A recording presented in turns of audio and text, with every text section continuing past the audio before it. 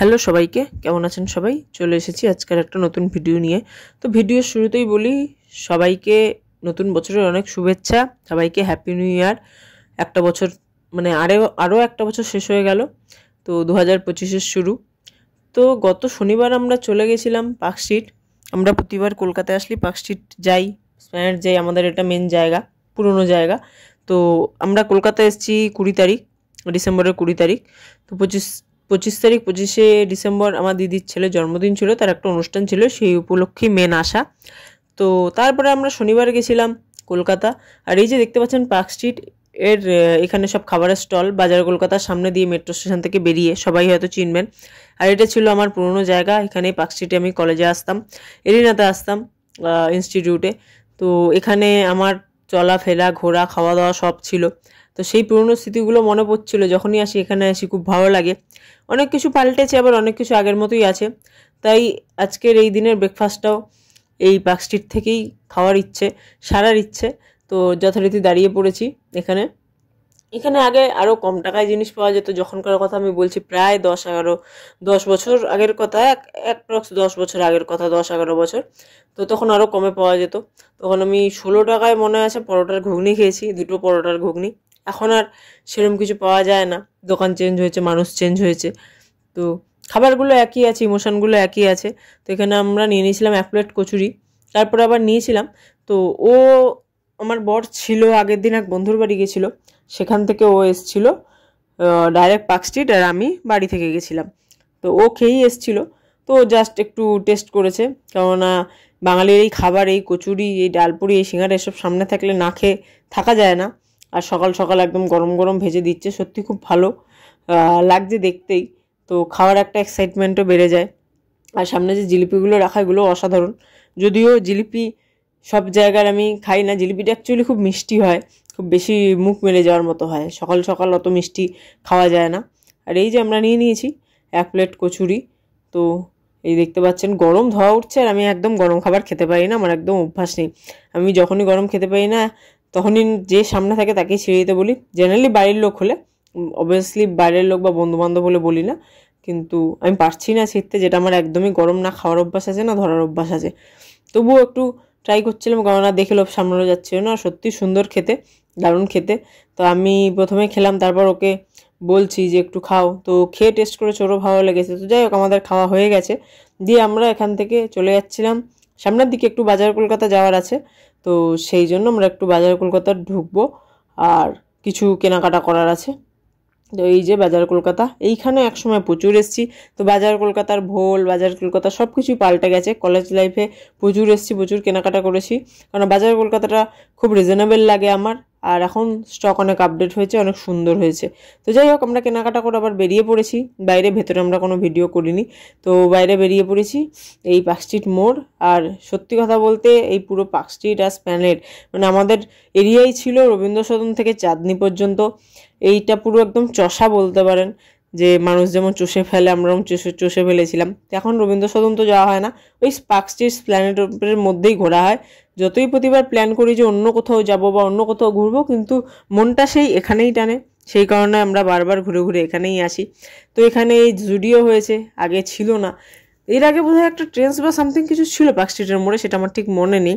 আর এই যে আমরা হাঁটতে হাঁটতে একটু এগিয়ে গেছি, তো পার্ক হোটেলের এখানে, এই যে পার্ক হোটেলের এটা দেখতে পাচ্ছেন ডেকোরেশনটা, এখান দিয়ে গাড়ি এন্ট্রি নেয়, আশা করি সবাই জানবেন যারা কলকাতায় যাতায়াত করেন। আর এই যে হোটেলটা, আর এই পার্ক হোটেলের এখান থেকে না বেশ অনেকটা সাজিয়েছে, বেশ সুন্দর দেখতে লাগছে। যে আপনাদের সাথে রাতের ভিউটা অবশ্যই শেয়ার করব। তো এখন আপাতত যেহেতু আমরা সকাল সকাল এসেছি, আমরা জেনারেলি কলকাতায় এলে সকাল সকালই আসি, বেলা করি না, কারণ আমরা সারাদিনের প্ল্যান রাখি। আগের বার জামাই ষষ্ঠীর সময় যখন এসেছিলাম তখনও ঘুরেছি, কিন্তু খুব বেশি ঘুরতে পারিনি, কারণ ওই সময়টা অস্বাভাবিক গরম ছিল, জেনারেলি থাকে। তো সেই কারণে আমরা খুব বেশি ঘুরে উঠতে পারিনি। তো আর ভিডিও তো দূরের কথা, মানে আমরা নিজেরাই এত নাজেহাল হয়ে যাচ্ছিলাম যে আর কি ঘুরবো, আর কি ভিডিও করবো। তো এই শীতকালে ঘোরাটা খুব ভালো যায়, সব জায়গাতেই কষ্টটা হয় না, রোদটা থাকে না, মানে রোদ থাকলেও গরমটা লাগে না বা ঘামটা হয় না, ওটাই একটা খুব কষ্টকর ব্যাপার। তো ওই পুরনো স্মৃতিচারণ করি যতবারই আসি।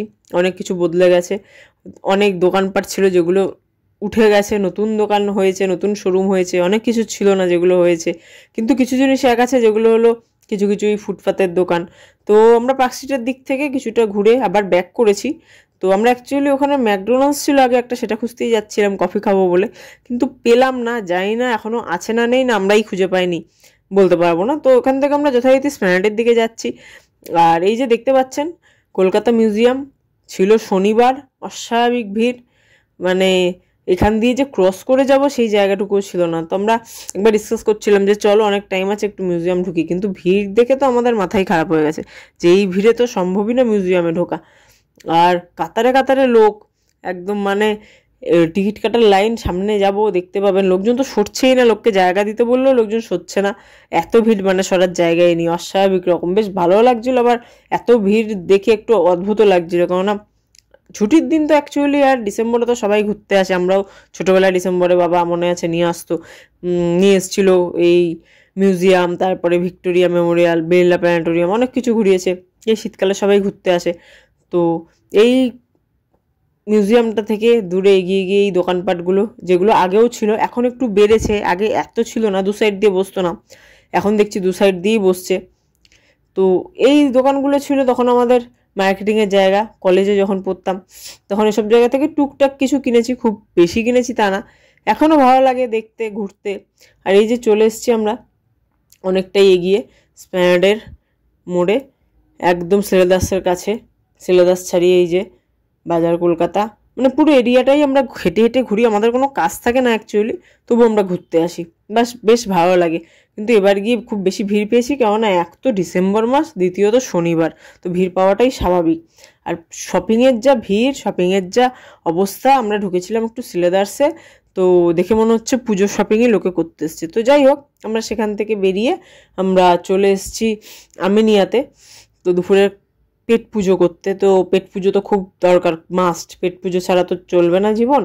তো অনেক খুঁজে কোথায় খাবো, আমিনিয়ার কথা একদম মাথায় ছিল না, সাডেনলি চোখে পড়েছে ঘুরতে ঘুরতে, তো ঠিক করেছি চলো আমিনিয়াই যাবো। আর সত্যি কথা আমিনিয়া আমি কোনোদিন খাইনি, ও খেয়েছে। যখন কলেজ লাইফে আসতাম তখন তো রেস্টুরেন্টে খাওয়ার ব্যাপার ছিল না, তখন রাস্তার ধারেই খেতাম, যদিও এখনও খাই, কিন্তু হঠাৎই মনে ইচ্ছা জাগলো। আমরা বরাবরই এখানে আসলে এগরোল, মোগলাই, চাউমিন এসবই খাই, জেনারেলি আমরা কোনো রেস্টুরেন্টে ঢুকি না, কারণ মুম্বাইতে আমরা রেস্টুরেন্টে খাই সেই কারণে। তো এবার এখানে এসে ও বললো চলো আমিনিয়ার বিরিয়ানি খাওয়াই, সেই কারণে এবার আমাদের আমিনিয়াতে ঢোকার। সত্যি দারুণ জায়গা, প্রচুর স্পেস, বেশ ভালো লাগছে, কিন্তু আমরা ওপরে জায়গা পাইনি, তাই নিচে ওয়েট করছিলাম, পুরো ফুল, যেইখানেই যাচ্ছি সেখানেই ফুল, কোনো বসার জায়গা নেই। তো একটু ওয়েট করতে হয়েছে আমাদের দাঁড়িয়ে, তারপর আমরা বসেছি, যদিও আমাদের একদিকে বসিয়েছে, আমাদের সামনে অন্য একজন ভদ্রলোক ভদ্রমহিলা আছেন। তো এই যে আমাদের চলে এসছে চিকেন চাপ আর রুমালি রুটি, আমি রুমালি রুটি আর চিকেন চাপ নিয়েছিলাম, আর ও নিয়েছিল মটন বিরিয়ানি। আমি বিরিয়ানিটা নিয়ে নিয়ে আমি ওর থেকেই টেস্ট করেছি, তো সেই কারণে আমি বিরিয়ানি খুব বেশি ভালোবাসি না, কিন্তু এমনি খেতে ভালো লাগে, সব জায়গায় ভালো লাগে না, কিন্তু আমিনিয়ারটা সত্যিই ভালো ছিল। আমিও ওর থেকে একটু খেয়েছি, আর ওর তো ভালো লাগে, ওরও ভালো লাগে বলতে সব জায়গার যে কলকাতার বিরিয়ানি ভালো লাগে তা না, কিছু কিছু জায়গার ভালো লাগে, ভালো ভালো জায়গার। তো আমরা কলকাতার বিরিয়ানিটা বেছে বেছেই খাই, সব জায়গার খাই না। তো এই দেখতে পাচ্ছেন মটনের পিসটা খুব ভালো, খুব সফট মটন ছিল, আর বিরিয়ানির কোয়ালিটি তো বলার না, যারা খান তারা জানেন। আর এখানে আমরা স্যালাড নিয়েছিলাম, এখানে তো আশা করি সবাই জানবেন কিনতে হয়, যেটা আমাদের মুম্বাইতে কিনতে হয় না স্যালাড। তো যাই হোক, ওই স্যালাড নিয়ে আর সাথে আমরা কোল্ড ড্রিঙ্কসও নিয়েছিলাম। তো খেয়ে দিয়ে আমরা এই বেরিয়ে গেছি বাইরে, ও আবার কিছু দেখছে পেছনে, রুমাল টুমাল। তো যাই হোক, আমরা খেয়ে দিয়ে প্রায় 1 ঘন্টা ধরে, মানে প্রায় 15 মিনিট ওয়েট করেছি, 15-20 মিনিট, তারপর খেয়েছি, খেয়ে দিয়ে প্রায় 1 ঘন্টা পর বেরিয়েছি। এই যে বেরিয়ে আমরা আবার যাচ্ছি অন্যদিকে। তো পুরো এই এসপ্ল্যানেড এরিয়াটাই আমরা ঘুরি। আমরা ঠিক করলাম তো চলো এবার কেসিদাস যাওয়া যাক, কেসিদাসেও আমি কোনোদিন যাইনি, তাই জন্য ও বললো তো এবার কেসিদাসটাও ঘুরিয়ে দেবে। তো ওই কেসিদাসে যাওয়ার জন্যই যাচ্ছিলাম। আর এই জায়গাগুলো পুরো বললাম আপনাদের আগেই যে এই পুরো Esplanade, Rabindra Sadan, park street, চাঁদনি চত্বর, পুরো চষা আমাদের। তো আমাকে সত্যি কথা ওই চিনিয়েছে সব, আর কিছু বন্ধু বান্ধবের সাথে ঘুরে চিনেছি কলেজে পড়তে। তো তখন এত ভিড় হতো না, কিছু কম হতো, যত দিন যাচ্ছে তত লোক বাড়ছে। এই যেমন এই মাঠটা, এইটা নতুন হয়েছে, তো এটার নামটা আমার ঠিক এই মুহূর্তে মনে পড়ছে না, কিছু তো ছিল নামটা, যাই হোক। তো এটা নতুন হয়েছে, এটা আমি যখন আসতাম তখন ছিল না। আর এবার তো ফুটপাথ দিয়ে সকালের দিকে যদিও বা হাঁটা যাচ্ছিল, বিকালের দিকে তো কোনো হাঁটার প্রশ্নই উঠছিল না, আমাদেরকে তো পুরো রাস্তা দিয়ে হেঁটে আসতে হয়েছে। রাস্তা বেটার মনে হচ্ছিল যে এত ভিড় ছিল, এত লোক এত কেনাকাটা করছে, এত শপিং করছে যে মুভ করার জায়গা ছিল না ফুটপাথ দিয়ে। সেই কারণে আমরা রাস্তা দিয়ে প্রায় হেঁটেছি। আর এই যে আমরা কেসিদাসে এসে গেছি, অ্যাকচুয়ালি আমরা কিছু মিষ্টি ট্রাই করার জন্য এসেছিলাম, মিষ্টি খেতে ইচ্ছা করছিল, তো সেটার আর ভিডিও তোলা হয়নি কারণ ভেতরে খুব ভিড় ছিল। তো আমরা নিয়েছিলাম একটা গন্ধরাজ সন্দেশ, আর সাথে নিয়েছিলাম ক্ষীর কদম্ব, আর নিয়েছিলাম গুড় প্যাড়া। তো সবকটাই খুব সুন্দর ছিল। ক্ষীর কদম্বটা তো একদম আলাদা ছিল, আমাদের নর্মাল দোকানে যেমন হয় তার থেকে অনেকটাই আলাদা। আর সাথে গন্ধরাজ যে সন্দেশটা ছিল ওটা জাস্ট আমার দারুণ লেগেছে। গন্ধরাজ লেবুর একটা সেন্ট আছে, যারা খেয়েছেন তারা জানবেন, খুবই সুন্দর। আর সত্যি কথা বলতে মিষ্টি খেতে আমরা দুজনেই খুব ভালোবাসি, মিষ্টি দেখলে পাগল হয়ে যাই, ঝালের থেকে বেশি মিষ্টি। তো এত রকম মিষ্টি দেখে খুব কনফিউজ ছিলাম, আমাদের ঠিক করতে প্রচুর টাইম লেগেছে আমরা কি টেস্ট করব। তো জাস্ট খেয়ে দিয়ে বেরিয়েছি। তো এসে দেখতে পাচ্ছেন এটা রাস্তা দিয়ে যাচ্ছিলো ভেড়ার দল। তো বেশ আমার বেশ ভালো লাগছিলো দেখতে, তাই একটু ওদেরও ভিডিও তুলে নিলাম, ভাবলাম ওদেরও তুলি কি আছে। তো এই দেখে আমরা ঠিক করছি যে আমরা ডেকাস লেনের দিকে যাব। আমি এত স্প্ল্যানেডে এসেছি কলেজ লাইফে, কিন্তু কোনোদিন ডেকাস লেনে যাওয়া হয়নি। ওইভাবে হয়তো আমার বর নাম জানতো, কিন্তু কোনো কারণবশত আমাদের যাওয়া হয়ে ওঠেনি, বা কোনোদিন হয়তো মাথায় আসেনি, বলতে পারবো না এই মুহূর্তে, এখন মনে নেই, কিন্তু কোনোদিন যাওয়া হয়নি। তাই ও বললো যে চলো ডেকাস লেনটা তোমায় দেখিয়ে আনি, সেই কারণে ডেকাস লেনে যাওয়া। আর এখন সবাই জানে ডেকাস লেনের নাম, এখন খুব ফেমাস হয়ে গেছে, সব ফুড ব্লগাররাই গিয়ে গিয়ে ভিডিও করে। সেই কারণে আমি ভাবলাম জাস্ট দেখে আসি দোকানগুলো কেমন ভিড়। তো অফিস এরিয়া যেহেতু ভিড় তো থাকবে, আর শনিবার, আমি ভেবেছিলাম শনিবার হলে হয়তো একটু কম থাকবে, কিন্তু না। তাও আমরা গেছিলাম 3টে সাড়ে 3টে নাগাদ, এরকম না যে খুব তাড়াতাড়ি আমরা গেছি, খুব দেরি করেই আমরা গেছি। এই যে ডেকাস লেনে ঢুকছি, আর অস্বাভাবিক রকম ভিড় ছিল, হেঁটে যাওয়া যাচ্ছিল না। তো আমরা কিছুক্ষণ ভিডিও করার পর বন্ধ করে দিয়েছি, কারণ ওইভাবে হেঁটে ভিড়ের মধ্যে আমরা ভিডিও করতে পারি না, মানে যেখানে আমরা খাবো না সেখানে গিয়ে সব খাবারের দোকানে ভিডিও করবো, ওটা খুব অদ্ভুত ব্যাপার। সেই কারণে আমরা কিছুটা যাওয়ার পর আমরা ভিডিও আর করিনি। তো আমরা নিজেরাই জাস্ট ঘুরে ঘুরে দেখছিলাম, একদম শেষ রাস্তা অবধি গেছিলাম, দিয়ে কি কি দোকান আছে। তারপর চিত্তবাবুর দোকান, ওটা আমাকে দেখাচ্ছিল খুব ফেমাস। তো ওকে বললাম পরের বার আসলে নিশ্চয়ই চিত্তবাবুর দোকানে খাবো। তো ওটা খুব ফেমাস, সবাই জানেন। এখানে সবই ভালো খাবার, কলকাতায় আমাদের খারাপ খাবার সহজে হয় না। আর এইসব স্ট্রিট ফুড তো সবসময় সব জায়গাতেই ভালো, এবার যেখানকার যেমন খাবার। তো যাই হোক, আমার একটা ইচ্ছা ছিল চিত্তবাবুর দোকানে খাওয়ার, কিন্তু আমরা যেহেতু আগে আমিনিয়া থেকে খেয়েছি, পেট পুরো ভরা ছিল, যে কিছু খাওয়ার আর পেটে কোনো জায়গা ছিল না। সেই কারণে আমরা ঠিক করেছি যে পরের বার যখন যাবো তখন নিশ্চয়ই খাবো।